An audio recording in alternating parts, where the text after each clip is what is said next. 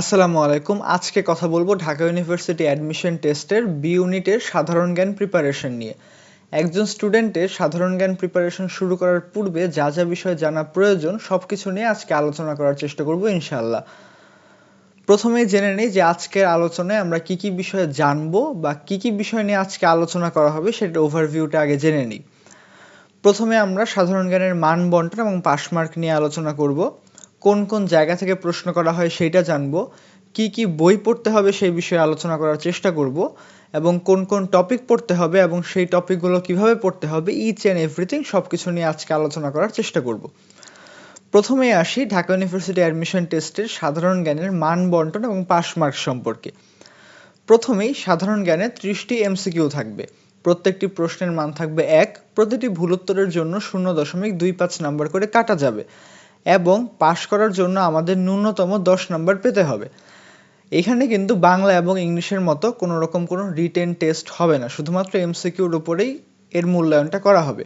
তো মান বন্টনে আমরা যেটা দেখতে পাই, সাধারণ জ্ঞানে 30টা এমসিকিউ থাকবে, প্রত্যেকটা প্রশ্নের মান থাকবে 1, প্রতিটি ভুল উত্তরের জন্য আমাদের 0.25 নাম্বার করে কাটা যাবে, পাস করার জন্য আমাদের ন্যূনতম 10 নাম্বার করে পেতে হবে। আশা করি মান বন্টন এবং পাস মার্ক নিয়ে আর কোনো সমস্যা থাকবে না। এরপরে আসি সাধারণ জ্ঞান আসলে কোন কোন জায়গা থেকে প্রশ্ন করা হয় বা কোন কোন অংশ থেকে প্রশ্ন করা হয় এবং কোন কোন অংশগুলো আমাদের আসলে পড়তে হবে। প্রথমে আসে বাংলাদেশ পার্ট থেকে কিছু প্রশ্ন করা হয়, ইন্টারন্যাশনাল পার্ট থেকে কিছু প্রশ্ন করা হয় এবং রিসেন্ট ইস্যু নিয়ে কিছু প্রশ্ন করা হয়। অর্থাৎ সাধারণ জ্ঞান যে 30টা এমসিকিউ থাকে তার মধ্যে কিছু অংশ থাকে বাংলাদেশ বিষয়াবলী থেকে, কিছু প্রশ্ন থাকে আন্তর্জাতিক অংশ বা ইন্টারন্যাশনাল পার্ট থেকে, কিছু প্রশ্ন থাকে সাম্প্রতিক বা সমসাময়িক বিষয়ের উপর ভিত্তি করে কিছু প্রশ্ন করা হয়। এই তিনটা অংশের উপর বেস করেই মূলত সাধারণ জ্ঞানের 30টা এমসিকিউ করা হয়। এরপরে আসি যে আমরা সাধারণ জ্ঞানের জন্য কোন কোন বইগুলো পড়ব। বাজারে সাধারণ জ্ঞানের অনেক বই প্রচলিত আছে, সেই সব বইয়ের মধ্যে যেই সব বইগুলো আমি ফলো করেছি বা যেই বইগুলো আমার কাছে সবচেয়ে বেশি ভালো মনে হয়েছে, এফেক্টিভ মনে হয়েছে এবং কেন সেই বইগুলোকে ভালো মনে হয়েছে সবকিছু নিয়ে আজকে আলোচনা করব। প্রথমেই সাধারণ জ্ঞানের বাংলাদেশ পার্ট এবং ইন্টারন্যাশনাল পার্টের যে বেসিক বিষয়গুলো আছে সেই বেসিক বিষয়গুলো জানার জন্য আমরা এই দুইটা বেস্ট বই ফলো করতে পারি। ফার্স্ট ভিউ মোহাম্মদ নাইম হোসেন স্যারের অথবা জুবায়ের জিকে, এই দুইটা বই বাজারে অ্যাভেলেবেল বেস্ট দুইটা বই আমার কাছে মনে হয়। আমি নিজে এই দুইটা বই ফলো করেছিলাম এবং এই দুইটা বই ঢাকা ইউনিভার্সিটি অ্যাডমিশন টেস্টের জন্য পারফেক্ট দুইটা বই। আমি বাজারে ঢাকা ইউনিভার্সিটি অ্যাডমিশন টেস্টের জন্য এর থেকে ভালো বই এখন পর্যন্ত দেখি নেই। তো এই বইয়ের বিশেষত্ব কি? যদি ফার্স্ট ভিউ বইয়ে আসি, এখানে ঢাকা ইউনিভার্সিটি অ্যাডমিশন টেস্টের জন্য যেই সব টপিক প্রয়োজন, যেই সব টপিক থেকে প্রতি বছর প্রশ্ন হয়, সেই সব বিষয়গুলো খুব সুন্দরভাবে প্রেজেন্ট করা হয়েছে। আর ফার্স্ট ভিউ বইয়ের সবচেয়ে গুরুত্বপূর্ণ যে বিষয়টা সেটা হচ্ছে ঢাকা ইউনিভার্সিটি অ্যাডমিশন টেস্টে আমরা দেখতে পাই সাম্প্রতিক বিষয়ের উপর অনেক বেশি ফোকাস করা হয় এবং সাম্প্রতিক বিষয়ের উপর বেস করেই বেসিক বিষয়গুলো আমাদের দেওয়া হয়। তো ফার্স্ট ভিউ বইয়ে সাম্প্রতিক বিষয়ের উপর বেস করেই অনেক টপিক এখানে দেওয়া হয়েছে, যেই সব বিষয়গুলো আমাদের ঢাকা ইউনিভার্সিটি অ্যাডমিশন টেস্টে অনেক হেল্প করবে। জুবায়ের জিকেও খুবই প্রিসাইসলি সুন্দরভাবে আমাদের জন্য যেইটুকু দরকার অ্যাডমিশন টেস্টের জন্য কোনো রকম কোনো অপ্রয়োজনীয় টপিক না দিয়ে শুধুমাত্র গুরুত্বপূর্ণ টপিকগুলো দিয়ে খুব সুন্দরভাবে সাজানো গোছানো এই দুইটি বই। এই দুইটি বইয়ের মধ্যে তুমি যে কোনো একটি ফলো করতে পারো বা চাইলে দুইটাও নিতে পারো। এই দুইটা বই ভালো মতো পড়লে ঢাকা ইউনিভার্সিটি অ্যাডমিশন টেস্টের বাংলাদেশ পার্ট এবং ইন্টারন্যাশনাল পার্টের বেসিক বিষয়গুলো ক্লিয়ার হয়ে যাবে। কিন্তু আমি ফার্স্ট ভিউ বইটাকে একটু এগিয়ে রাখবো। এটার কারণ হচ্ছে ফার্স্ট ভিউ বইতে তুমি দেখবা প্রচুর পরিমাণে প্রশ্ন দেওয়া আছে। তুমি যখন ফার্স্ট ভিউ বইটা পড়া শুরু করবা 2 থেকে 3টা পেজ পরপরই দেখবা যে অনেকগুলো করে প্রশ্ন দেওয়া। অর্থাৎ তুমি 2 পেজ পড়লা বা 3 পেজ পড়লা, তারপরে দেখবা 1-2 পেজ অনেক প্রশ্ন দেওয়া। আবার 3-4 পেজ পড়লা আবার অনেকগুলো প্রশ্ন, আবার 2-3 পেজ পড়লা আবার অনেকগুলো প্রশ্ন। অর্থাৎ ফার্স্ট ভিউ বইতে একটু পরপরই প্রচুর পরিমাণে প্রশ্ন দেওয়া হয়েছে, হাজার হাজার প্রশ্ন এখানে আছে। তো এটাতে তোমার যেটা হবে সেটা হচ্ছে তুমি পড়ার পাশাপাশি নিচের পড়াটাকে যাচাই করতে পারবা। তুমি প্রশ্নগুলো প্র্যাকটিস করার মাধ্যমে বুঝতে পারবা যে তুমি এই টপিকটা ভালো মতো পড়তে পেরেছো, তোমার এই টপিকের উপর ভালো মতো নলেজ হয়েছে কিনা এই বিষয়গুলো জানার জন্য প্রশ্ন সলভ করা অনেক জরুরি, যেটা তোমাকে ফার্স্ট ভিউ বইটা অনেক হেল্প করবে প্রশ্ন সলভ করার ক্ষেত্রে। জুবায়ের জিকে বই সহ অন্যান্য ফার্স্ট ভিউ বই ছাড়া যেই বইগুলো আছে অন্যান্য কোনো বইয়ে এত বেশি প্রশ্ন দেওয়া নাই যে পরিমাণ প্রশ্ন এই ফার্স্ট ভিউ বইয়ে দেওয়া আছে। তো ফার্স্ট ভিউ বইয়ের এই একটা পজিটিভ সাইন যেটা অন্য কোনো বইয়ের মধ্যে নাই, সেটা হচ্ছে প্রচুর পরিমাণে প্রশ্ন দেওয়া। তো ফার্স্ট ফিউ বইটাকে সব দিক দিয়ে আমার কাছে পারফেক্ট মনে হয়েছে। ফার্স্ট ফিউ বইয়ে এছাড়া মৌলিক বিষয়বলী আছে, অর্থাৎ এইচএসসিতে আমরা যে ইকোনমিক্স, পৌরনীতি, ইতিহাস যেই টপিকগুলো আমরা এইচএসসি লাইফে পড়ে আসি সেই বিষয়গুলো থেকেও কিন্তু ঢাকা ইউনিভার্সিটি অ্যাডমিশন টেস্ট এবং জিএসটি অ্যাডমিশন টেস্ট পরীক্ষাতেও প্রশ্ন করা হয়। তো সেই মৌলিক বিষয়বলীগুলো এই ফার্স্ট ফিউ বইতে দেওয়া আছে। তো সেই বেসিক বিষয়গুলো জানার জন্য ফার্স্ট ফিউ বই, জুবায়ের জিকে বই দুইটাই খুবই ভালো। তুমি যে কোনো একটাও নিতে পারো বা দুইটাই নিতে পারো। আমি যেটা করেছিলাম, আমি দুইটা বই সাথে রেখেছিলাম। আমি জুবায়ের জিকের একটা টপিক শেষ করার পর সেই সেম টপিকটাই ফার্স্ট ফিউ বই থেকে শেষ করে ফার্স্ট ফিউ বইয়ের প্রশ্নগুলো প্র্যাকটিস করেছি। এতে যেটা হয়েছে, আমি যে জুবায়ের জিকে থেকে যে টপিকটা পড়লাম সেই একই টপিকটা যখন আমি ফার্স্ট ফিউ বই থেকে পড়েছি সেই টপিকটা আমার কাছে একবার রিভিশন দেওয়া হয়ে গিয়েছে। রিভিশন দেওয়ার পাশাপাশি আমার প্রশ্ন সলভ করাও হয়ে গিয়েছে। এইটার ফলে সেই টপিকটা সম্পর্কে আমার পূর্ণাঙ্গ ধারণা ছিল। এই বিষয়টা আমাকে অনেক বেশি হেল্প করেছে। তো আমি দুইটা বই সাথে রেখেছিলাম। আমিও তোমাদের বলবো দুইটা বই সাথে রাখতে। যেই টপিক, যেই বইয়ের প্রেজেন্টেশনটা তোমার কাছে ভালো লাগে সেই বই থেকে সেই টপিকটা তুমি পড়তে পারো। আর ফার্স্ট ফিউ বইয়ের প্রশ্নগুলো তোমাকে অনেক হেল্প করবে। আচ্ছা, বেসিক বিষয়গুলো তোমরা জানলা। এরপরে যে বইটার কথা বলবো সেটা হচ্ছে কোশ্চেন ফিউ। কোশ্চেন ফিউ বইয়ে কি কি আছে সেটা আগে জানি। কোশ্চেন ফিউ বইয়ে ঢাকা ইউনিভার্সিটি অ্যাডমিশন টেস্টের বিগত বছরগুলোতে আসা সব সাধারণ জ্ঞান প্রশ্ন দেওয়া আছে। বিসিএস পরীক্ষায় আসা বিগত বছরে যত সাধারণ জ্ঞান প্রশ্ন আছে সব দেওয়া আছে। তো তোমাদের প্রশ্ন আসতে পারে যে আমরা তো একটা কোশ্চেন ব্যাংক সবসময় কিনি, তো শুধুমাত্র সাধারণ জ্ঞানের জন্য কেন আমরা আলাদা করে একটা কোশ্চেন ব্যাংক কিনবো? আমরা যে ট্রেডিশনাল কোশ্চেন ব্যাংকগুলো আছে, জয়কলি, পানকৌড়ি বা বিসিএস এর প্রশ্ন ব্যাংকের কথা বললে আমরা প্রফেসরসের বিসিএস এর প্রশ্ন ব্যাংক কিনি, এইসব প্রশ্ন ব্যাংক কেনার পরেও কেন আমরা সাধারণ জ্ঞানের জন্য কোশ্চেন ভিউ বইটা কিনবো? এটা তোমাদের প্রশ্ন থাকতে পারে। এখানে একটা মজার ব্যাপার আছে। সাধারণ জ্ঞানে আমরা একটু আগে জানলাম যে রিসেন্ট বিষয়গুলো থেকে প্রশ্ন আসে। এখন ধরো তুমি ট্রেডিশনাল কোনো একটা বইয়ের কোশ্চেন ব্যাংক তুমি সলভ করছো।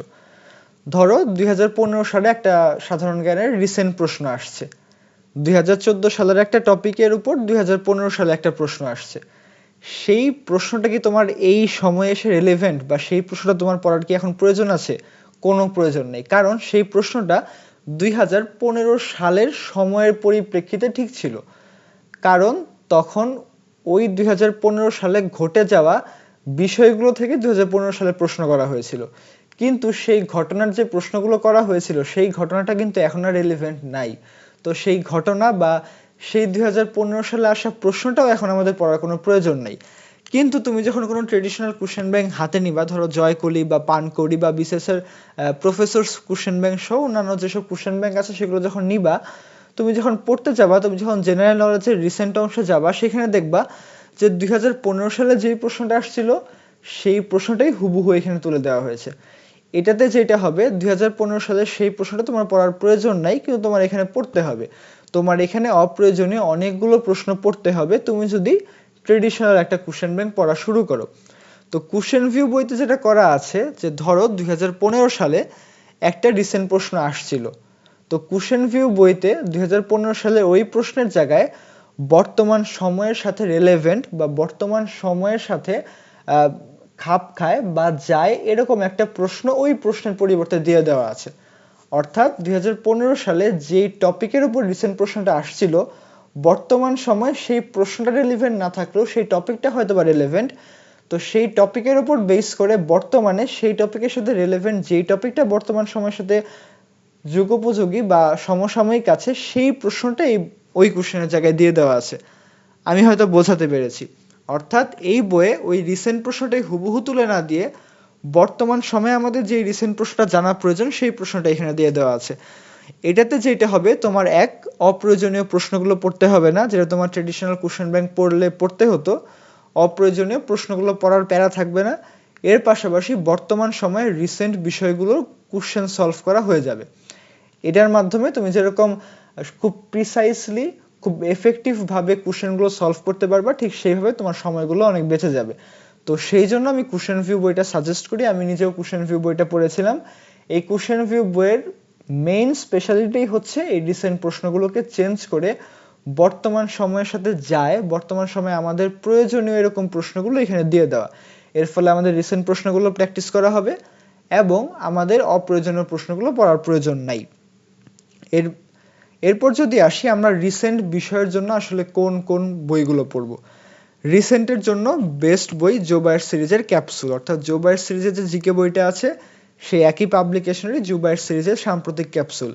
এই ক্যাপসুলটা এইচএসসি পরীক্ষার পর থেকে ঢাকা ইউনিভার্সিটি অ্যাডমিশন টেস্টের আগ পর্যন্ত প্রতি মাসে মাসে একটা করে বের হয়। অর্থাৎ আমরা যদি 4 থেকে 5 মাস সময় পাই, ক্যাপসুল 4 থেকে 5টা ক্যাপসুল বের হয়। সাধারণত 4টা ক্যাপসুলই বের হয়ে থাকে। এই 4টা ক্যাপসুল খুব ছোট ছোট ক্যাপসুল, সর্বোচ্চ 25 থেকে 30 পেজের হয়ে থাকে, এক একটা শীট টাইপ বলতে পারো। এই 4টা বা 5টা ক্যাপসুল পড়লে বিশ্বাস করো রিসেন্টের উপর 100% প্রিপারেশন কমপ্লিট হয়ে যাবে। রিসেন্টের প্রত্যেকটা প্রশ্ন তুমি কমন পাবা, একটা প্রশ্ন তোমার আনকমন থাকবে না। আমি যে রিসেন্টের এই যে ক্যাপসুলগুলো পড়েছি, এই ক্যাপসুল থেকে আমি বাংলাদেশের পাবলিক ইউনিভার্সিটিগুলোতে যা যা পরীক্ষা দিয়েছি সবগুলা রিসেন্ট প্রশ্ন এখান থেকে কমন ছিল।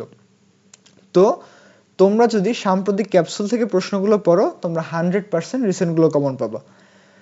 তো এই কয়েকটা বই যদি তোমরা ফলো করো, তোমাদের জেনারেল নলেজের পুরোপুরি প্রিপারেশন কমপ্লিট হয়ে যাবে। ফার্স্ট ভিউ, জুবায়ের জিকে, এই বইগুলো থেকে তুমি বাংলাদেশ পার্ট এবং ইন্টারন্যাশনাল পার্টের বেসিক বিষয়গুলো জানবা। কোশ্চেন ভিউ থেকে তুমি বিগত বছরের প্রশ্নগুলো ভালো মতো প্র্যাকটিস করবা, প্রিভিয়াসের প্রশ্নগুলো সম্পর্কে জানবা। আর সাম্প্রতিক ক্যাপসুল থেকে তোমরা রিসেন্ট বিষয়গুলো ভালো মতো জেনে নিতে পারবা। তো আমরা যে 3টা অংশ নিয়ে আলোচনা করি, যে সাধারণ জ্ঞানের 3টা অংশ থেকে প্রশ্ন আসে, বাংলাদেশ পার্ট, ইন্টারন্যাশনাল পার্ট এবং রিসেন্ট অংশ, এই কয়েকটা বই পড়লে কিন্তু এই 3টা পার্টই কাভার হয়ে যাচ্ছে। এরপরেও আমি তোমাদের আরেকটা বইয়ের কথা বলবো, যেই বইটা তোমাদের জন্য অনেক বেশি উপকারে আসবে। ধরো তোমার অ্যাডমিশন টেস্ট আর 2 থেকে 3 সপ্তাহ পরে, তোমার এখন কি রিভিশন দেওয়ার টাইম। তোমার পক্ষে কি first view, Zobayer GK, question view, সাম্প্রতিক ক্যাপসুল, এতগুলা বিষয়, ফার্স্ট ভিউ বই অনেকগুলো পেজ, জোবায়ের জিকে অনেক মোটা একটা বই, এত মোটা মোটা বই কিন্তু তোমাদের রিভিশন দেওয়া সম্ভব না। তো তোমাদের লাস্ট মোমেন্টে রিভিশনের জন্য একটা ম্যাটেরিয়াল লাগবে, যেই ম্যাটেরিয়ালটা পড়ে তোমরা খুব ভালো মতো একটা খুব পারফেক্ট একটা প্রিপারেশন নিতে পারবা বা পারফেক্ট একটা রিভিশন নিতে পারবা। তো সেইটার জন্য লাস্ট ভিউ বইটা আমার কাছে বেস্ট লাগে, আমি নিজেও এই বইটা ফলো করেছি। এই বইটা ঢাকা ইউনিভার্সিটি অ্যাডমিশন টেস্টের ঠিক 2 সপ্তাহ আগে পাবলিশ করা হয়। তো এই বইতে একদম লাস্ট মোমেন্টে রিভিশন দেওয়ার জন্য সবচেয়ে গুরুত্বপূর্ণ টপিকগুলো এখানে দেওয়া থাকে, এবং এর পাশাপাশি যে কোশ্চেনগুলো আমাদের জন্য অনেক বেশি গুরুত্বপূর্ণ, প্রিভিয়াস ইয়ারে আসা প্রশ্নগুলো এখানে দেওয়া থাকে। তো লাস্ট ভিউ বইটা পড়লে তুমি খুব প্রিসাইসলি রিভিশন দিতে পারবা, কারণ লাস্ট ভিউ বই খুবই ছোট, 100 থেকে 150 পেজের একটা বই। তো এটা রিভাইজ দেওয়া খুবই ইজি, কারণ তুমি এই বইয়ের ইনফরমেশন অলরেডি অন্যান্য বই থেকে পড়ে ফেলেছো। ফার্স্ট ভিউ, জুবায়ের জিকে, সাম্প্রতিক ক্যাপসুলে যা যা পড়েছো সেই টপিকগুলো এখানে থাকবে। জাস্ট যেই টপিকগুলো তোমাদের সবচেয়ে বেশি গুরুত্বপূর্ণ, যেসব টপিক থেকে সবচেয়ে বেশি প্রশ্ন আসে বা যেসব টপিক থেকে প্রশ্ন আসার সম্ভাবনা অনেক বেশি, সেই সব টপিকগুলো দিয়ে এই লাস্ট ভিউ বইটা সাজানো হয়ে থাকে। তো এই বইটা যদি তুমি লাস্ট মোমেন্টে পড়তে পারো, তাহলে তোমার একটা পারফেক্ট রিভিশন হয়ে যাবে, কারণ লাস্ট মোমেন্টে গিয়ে এই ফার্স্ট ভিউ, জুবায়ের জিকে, এই মোটা মোটা বইগুলো রিভিশন দেওয়া আসলে সম্ভব না। আর তোমরা লাস্ট মোমেন্টে গিয়ে অনেক কনফিউজড হয়ে যাবা যে আসলে কোন বিষয়গুলো রিভিশন দিব, এত এত টপিক কোনটা ছেড়ে কোনটা রিভিশন দিব, এই বিষয়গুলো নিয়ে অনেক কনফিউশনে পড়বা তোমরা। তো সেই জন্য তোমরা এই লাস্ট ভিউ বইটার সাথে রাখতে পারো, এটার মাধ্যমে তোমাদের খুব সুন্দর মতো প্র্যাকটিস হয়ে যাবে বা রিভিশন হয়ে যাবে। বিশ্বাস করো এই বইটা যদি তুমি ভালো মতো পড়ে যাও ঢাকা ইউনিভার্সিটি অ্যাডমিশন টেস্টের আগে, ঠিক এই একটা বই থেকে অনেকগুলো প্রশ্ন তুমি কমন পেয়ে যাবা। তো আশা করি জেনারেল নলেজের জন্য কোন কোন বইগুলো ফলো করতে হবে সেটার জন্য আশা করি পারফেক্ট একটা গাইডলাইন পেয়েছো। আরেকটা কথা, এখানে তুমি যদি এইচএসসি ফার্স্ট ইয়ার বা সেকেন্ড ইয়ারের স্টুডেন্ট হয়ে থাকো এবং তোমার যদি জেনারেল নলেজ পড়ার ইচ্ছা থাকে যে আমি ফার্স্ট ইয়ার বা সেকেন্ড ইয়ার থেকে জেনারেল নলেজ পড়তে চাই, তাহলে আমার সাজেশন থাকবে তুমি জুবায়ের জিকে বইটার সাথে নাও, ফার্স্ট ভিউ বইটা নিও না। কারণ ফার্স্ট ভিউ বইটা সবসময় লেটেস্ট এডিশন পড়াটাই বেটার, কারণ ফার্স্ট ভিউ বইতে রিসেন্ট টপিকের উপর বেস করে অনেক টপিক থাকে যেটা তোমার ফার্স্ট ইয়ার বা সেকেন্ড ইয়ারে পড়ার খুব একটা বেশি প্রয়োজন নেই। তো তুমি যদি জুবায়ের জিকে নাও, তাহলে তোমার এটা ফার্স্ট ইয়ার এবং সেকেন্ড ইয়ারে নিতে চাইলে জুবায়ের জিকে বইটাই পারফেক্ট।